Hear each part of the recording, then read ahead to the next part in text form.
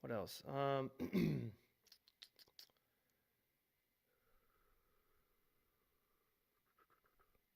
Yeah, anyway, yeah, they're all good books. They're all excellent books.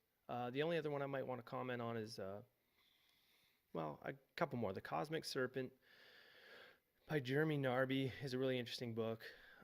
Basically, Jeremy Narby goes down to the Amazon, like a lot of different ethnobotanists and archaeologists and um, anthropologists. A lot of these guys went down there, over the last 50, 100 years or whatever, and just kind of document the plants, and they run into shamans and they see that they're drinking different brews like ayahuasca and yahe or whatever. And so he goes down there, and these guys are, I think that, I can't remember in the book if it was yahe or ayahuasca or some derivative, but anyway, he finds out that some of these shamans, they just know, they have like an encyclopedic knowledge of the plants around them. And then they figure out how to make this brew ayahuasca. And he asks them, he goes, "How did you guys figure this out? Like, this is insane. There's hundreds of thousands of plants around here. How did you figure out to take this plant with this plant?" And I think it was Chacruna, and the other one's like Bonastieriopsis copy or something like that. It's the bark that has the MAOI in it, and the Chacruna has the DMT. So he was asking him, like, how do you know how to mix these two things and make them work in synergy, so you have the effects of the, like a psychedelic brew for a few hours. And they go, "The plants told us. They tell us." And he goes, "What are you talking about? Like, how could they tell you?" And he goes, "Oh, it must be like some metaphor or symbolic thing, because they're like in the jungle and they have all these weird metaphors and these myths and all these things." And they go, "No, they literally tell us. It's like we know all the properties of these plants because we drank this brew, we discovered this brew that we can mix these things together, and we trip out and we drink this stuff, and then we see what the plants can do to heal us. They tell us. We just see and visually exactly how it can help different people." And he's like, "Huh, that's really strange. Maybe there's something to this stuff. That's weird." And he goes, "Yeah, that like," and they tell him, "There's a spirit world. It's all around us. When we drink this brew, we see it. We can see the spirit world talking to us. It's real." He's like, "Oh, that's pretty crazy." And then Son of the Revolution, Liang Heng and Judith Shapiro. I really like this book. This is a book about a guy who grew up in Maoist China, and he talks about the Great Leap Forward and also the Cultural Revolution. Those were periods of time when Mao Zedong was trying to modernize China, and so he had a couple different. Basically, they were trying to move a lot of the peasants into cities and work in factories, and they were so they're trying to modernize China and get rid of capitalism and avoid capitalism and all these other things.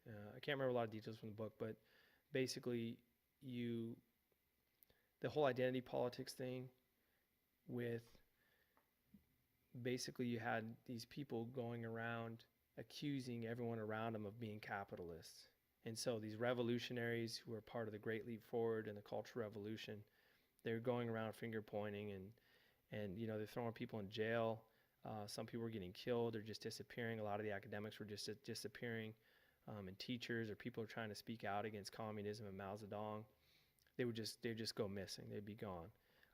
And one of the side effects of this major transformation that the government was trying to do centrally was mass starvation. And so I don't even know what the estimate is, but I think it's at least 10 million people, but it could be even more than that, like tens of millions of people starved to death when all this stuff went down. It was just a really inefficient way to try and reallocate labor and resources, and that was just one of the side effects. So, really interesting book. But again, all these are worth reading. They're all really interesting. Born to Run, Christopher McDougall. This is a book. This book is really interesting, and I think Christopher McDougall makes a really strong case for why we are designed and evolved to run. And he makes it pretty clear that our competitive advantage isn't just that we have larger brains and everything else. It's also a physical advantage. We have a physical advantage over every other animal, and that we could run it to death. We can outrun any other animal. I know that sounds crazy, but we can outdistance anything and we don't get tired. And so that's really interesting because, obviously a cheetah or a cougar, any cat can outrun us in a short distance. Any horse, almost every animal can outrun us, well, not any animal, but there's a lot of land animals that can outrun us in the short distance. Even like we can outrun a horse though. So for example, like a horse basically gets really, really tired and collapses, I think it's like 25 or 30 miles, right around the marathon distance. And that's a lot of migratory animals. It's the same thing. They can really run for, 25, maybe 30 miles until they just get completely dead tired and they collapse. Whereas humans, they can do that too and they get tired, but we can stay with an animal that long until they collapse and then just beat it over the head with a stick or something. And there's also these muscles that we have in our legs, and there's this specialized muscle that we have in our neck. And you only see these particular muscles in other running animals. And there's also these ligaments too that we have in our legs. You only see those in other running animals that you don't see in walking animals. So, the other interesting thing is that we can control our breathing when we run, and we also perspirate. So, like dogs, for example, dogs perspirate out their mouth. We can perspirate through our skin. And it's a lot more efficient way to cool down. So, and like cheetahs, for example, when they sprint, every time they stretch out, I think they inhale.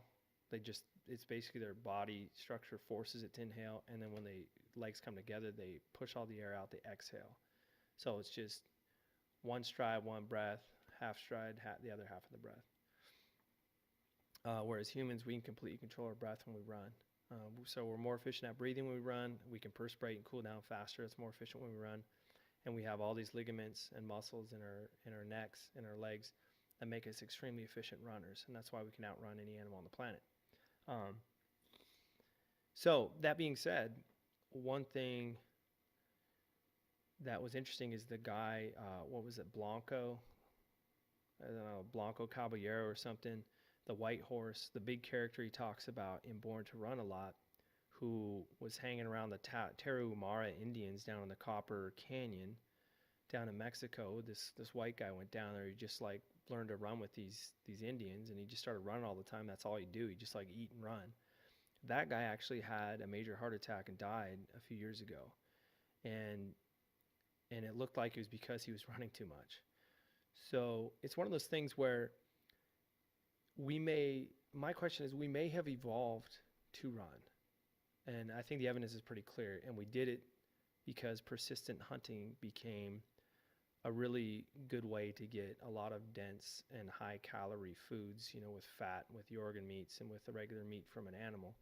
But at the same time, it may not necessarily have been good for us, like as far as longevity. So I think he makes a case that it's healthy to run, and you should do it for as long as you can. And maybe some running is good and beneficial, but if you're constantly just doing super long distance running all the time, it might actually be bad for you or accelerate aging. I mean, I'm just wondering, like, the oxidation rate increase that you would get from constantly doing that. I mean, it has to affect aging. It's going to affect your joints for sure. And so I think there might be a happy medium somewhere, but some of these persistent hunters, just because they ran all the time because that's what they had to do and we evolved like that, it doesn't necessarily mean that's going to increase longevity. It simply means that we had to do that for the longest time, and we evolved that way to survive in order to get meat. But, may shorten the overall lifespan, as far as like how healthy your cells and your body is overall and your organs and all that. So those are just some questions I had about that book, but otherwise it's pretty interesting. The autobiography of Malcolm X, of course, it's a really good one. It's interesting to see his transformation before he was assassinated by, I think it was the Nation of Islam was the ones that killed him. He later branched off and he formed, I think it was Islam Inc. And he had the transformation after he actually went to Mecca, because Malcolm X for the longest time was a separatist. He wanted to have a different nation state within the United States only for Africans or African Americans.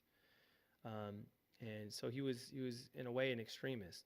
And then, being a Muslim, he went to the Mecca at some point, a little bit later in his life, and he saw people of all races, all colors, all shades going to the Mecca. And I think that's the point that transformed him. And he realized that, Islam isn't just a religion for black people.